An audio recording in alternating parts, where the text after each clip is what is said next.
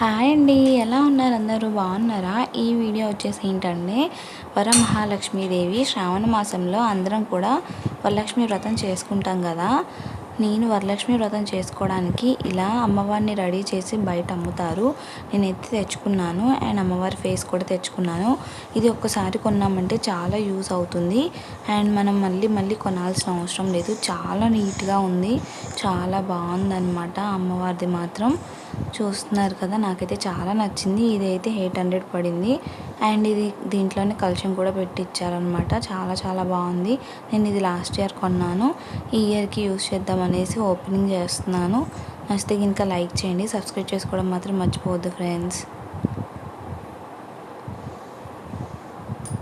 అమ్మవారికి శారీ కట్టడం రాని వాళ్ళు ఇలా మనం బయట రెడీమేడ్గా తీసుకోవచ్చు అన్నమాట.